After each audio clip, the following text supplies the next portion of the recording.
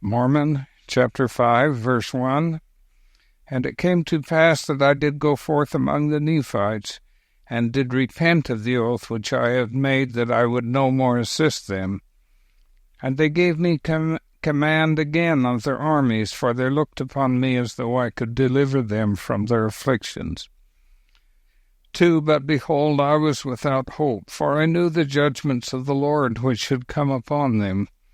For they repented not of their iniquities, but did struggle for their lives without calling upon that being who created them. 3. And it came to pass that the Lamanites did come against us, as we had fled to the city of Jordan, but behold, they were driven back, that they did not take the city at that time. 4. And it came to pass that they came against us again, and we did maintain the city, and there were also other cities which were maintained by the Nephites, which strongholds did cut them off, that they could not get into the country which lay before us to destroy the inhabitants of our land. 5. But it came to pass that whatsoever lands we had passed by, and the inhabitants thereof were not gathered in, were destroyed by the Lamanites, and their towns and villages and cities were burned with fire, and thus 379 years had passed away. 6. And it came to pass that in the 380th year the Lamanites did come again against us to battle, and we did stand against them boldly. But it was all in vain, for so great were their numbers, that they did tread the people of the Nephites under their feet. 7. And it came to pass that we did again take to flight, and those whose flight was swifter than the Lamanites did escape, and those whose flights did not exceed the Lamanites were swept down and destroyed. 8. And now, behold, I, Mormon, do not desire to harrow up the souls of men in casting before them such an awful scene of blood and carnage as was laid before mine eyes. But I, knowing that these things must surely be made known, and that all things which are hid must be revealed upon the housetops. 9. And also that a knowledge of these things must come unto the remnant of these people, and also unto the Gentiles, who the Lord has said should scatter this people, and this people should be counted as naught among them. Therefore I write a small abridgment, daring not to give a full account of the things which I have seen, because of the commandment which I have received, and also that ye might not have too great sorrow because of the wickedness of this people. 10. And now behold, this I speak unto their seed, and also to the Gentiles, who have care for the house of Israel, that realize and know from whence their blessings come. 11. For I know that such will sorrow for the calamity of the house of Israel, yea, they will sorrow for the destruction of this people. They will sorrow that this people had not repented, that they might have been clasped in the arms of Jesus.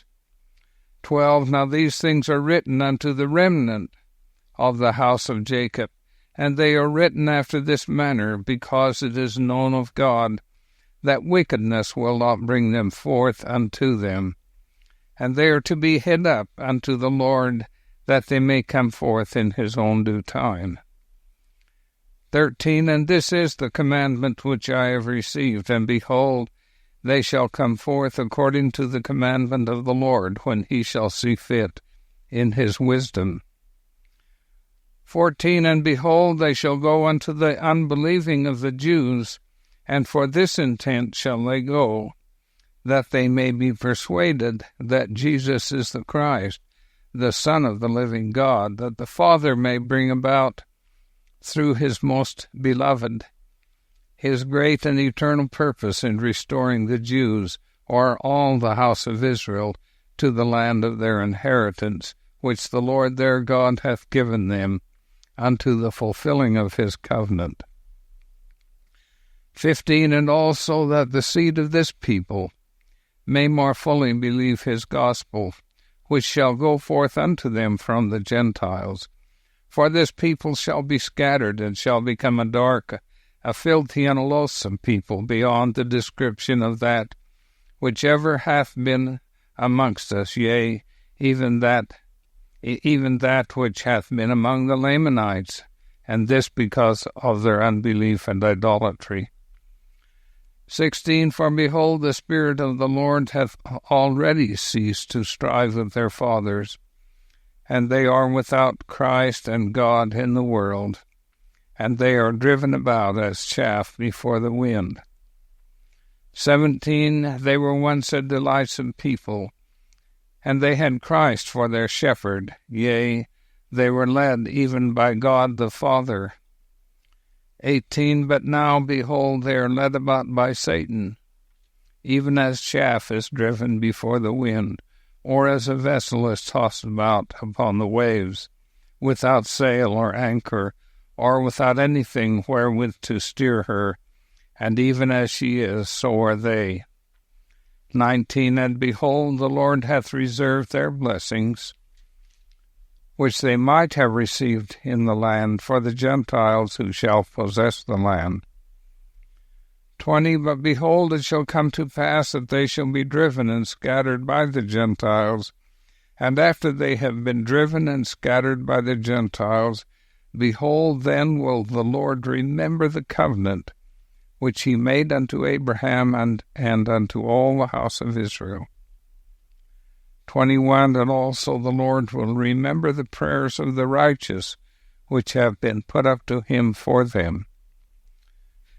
22. And then, O ye Gentiles, how can ye stand before the power of God, except ye shall repent and turn from your evil ways? 23. Know ye not that ye are in the hands of God? Know ye not that he hath all power? And at his great command the earth shall be rolled together as a scroll? 24. Therefore repent ye, and humble yourselves before him, lest he shall come out in justice against you, lest a remnant of the seed of Jacob shall go forth among you as a lion, and tear you in pieces, and there is none to deliver.